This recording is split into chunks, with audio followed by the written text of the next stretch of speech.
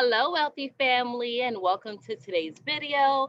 Thank you so much for deciding to come and share some time with me, especially on this topic. I know sometimes I talk about things that are not common, but what I want to talk about today literally has changed my life. I always kind of lived by the philosophy, but to realize what I was doing and to understand that I could go even deeper than I was going before really allowed me to flourish. So, today I'm going to talk about shadow work, how to embrace the darkness, okay? And not so much the darkness. I know a lot of people are like, oh, that's spooky, that's evil, that's horrible. But everything has a shadow. Shadows are important. Okay. If you face a certain way, if the light hits you a certain way, you have a shadow. When I was getting ready to come sit down and film this video, I was like, ooh, I look kind of shadowy, and ooh, the light is off, and ooh, this looks too bright, and oh, my white shirt, right? I was having to play with it, right? Because everything has a shadow. If you don't have darkness, you can't appreciate the light of things. Okay.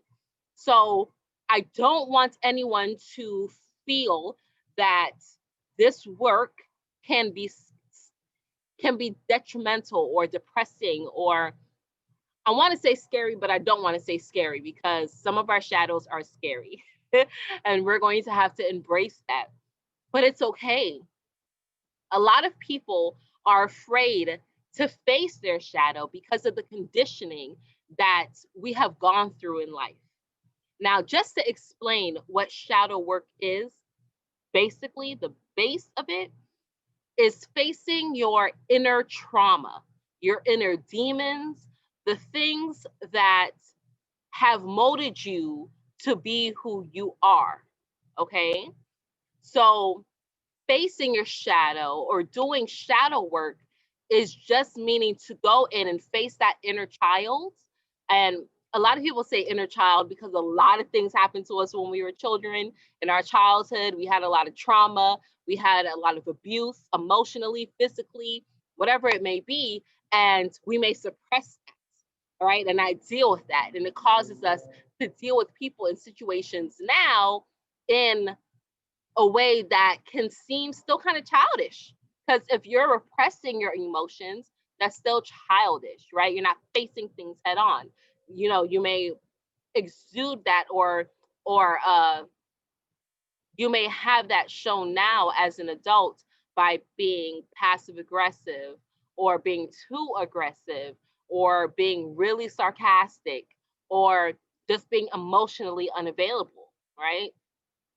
So shadow work is just going in, facing that inner child, that trauma that we may have had, or just embracing that side of ourselves that we don't want other people to know about, the part that we keep hidden, the part that we try to shift out so it fits that mold that we've made ourselves believe that we need to fit in to be acclimated to society.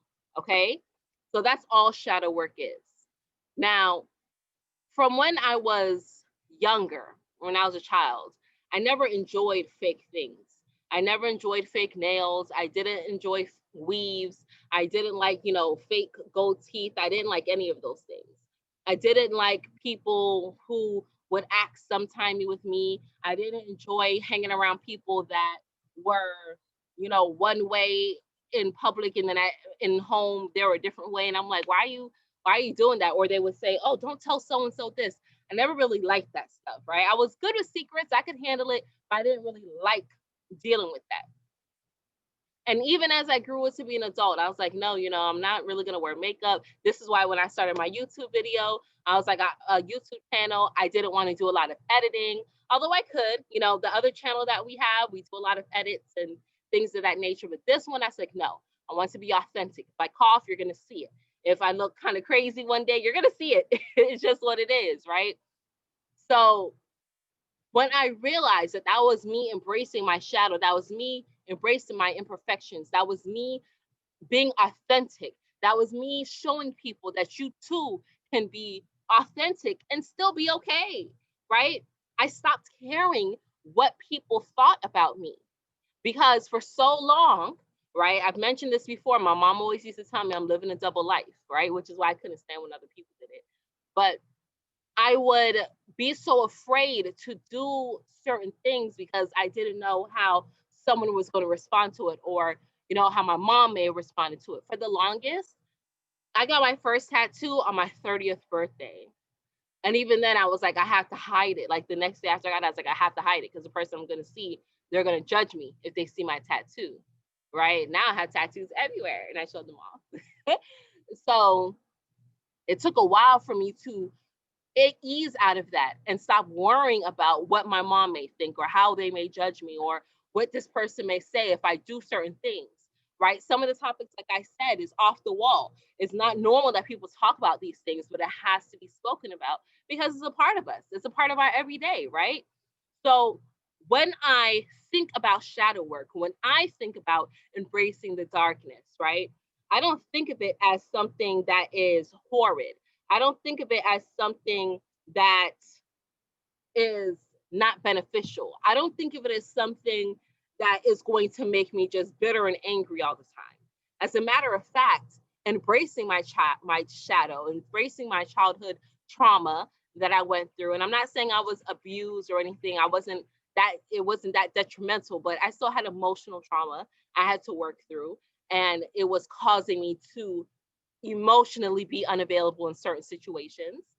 By embracing that, it made me a better person all around. It made me a better mother, a better wife, a better sister, a healer. It allowed me to do so many things when I embraced that part of me that was always so angry and bitter and sad and just, just off the chain, sarcastic, like at the drop of a dime. You know what I'm saying?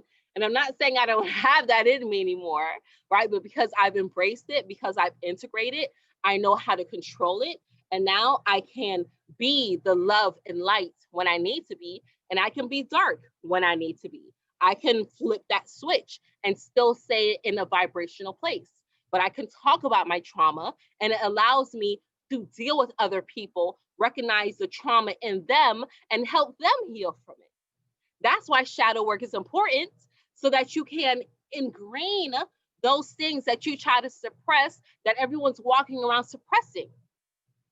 These masks that they're making people wear, that they're mandating people wear, after it's been proven and tested and said that it doesn't really do anything.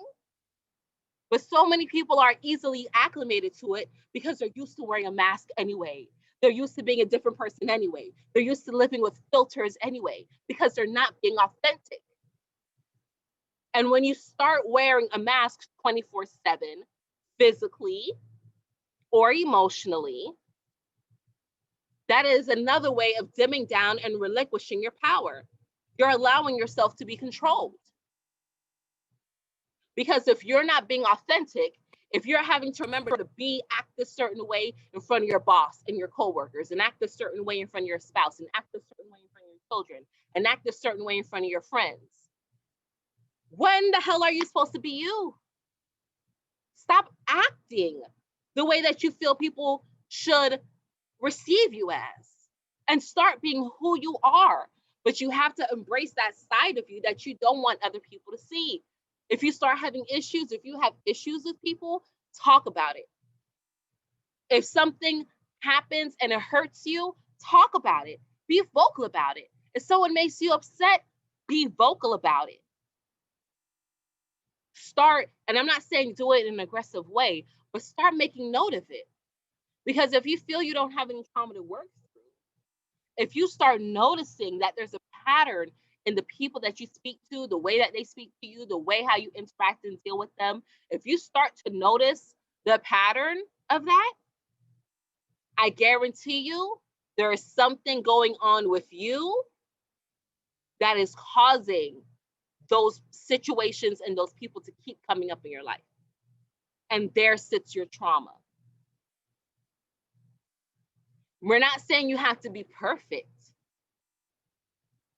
but the goal is to be better every day and stop allowing the hurt and the trauma to rule you. So start going into meditation and start seeing what arises. Go into meditation with the intention of seeing your shadow side, seeing that side of you come up, and face it.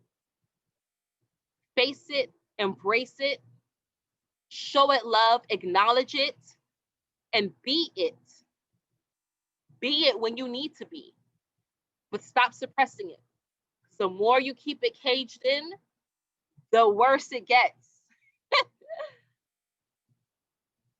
The worse it gets. Take the mask off. Mask off. Mask off. Take it off. And start being who you are. You don't like this lockdown? Start talking about it. You don't like the way that Susie talks to you? Tell her. Tell her. Let them know, put some respect on your name. You don't like the way Bob does something? It rubs you the wrong way? Let them know. And start embracing that part of you. Start using your voice. And start allowing your emotions to flow. Stop penting that energy up somewhere else. Your emotions need to be in motion. And that's how you can start the process of shadow work. That's how you can start to embrace the darkness. It's a good thing. Stop going by what society tells us that dark is wrong. Right? The void, blackmail, just everything. When in fact, the majority of this universe and this earth is dark. You cannot experience the light and the joy that it brings without embracing the darkness. So, wealthy family, until that time that we meet again, continue to be alert and continue to be aware, but continue to always live in love.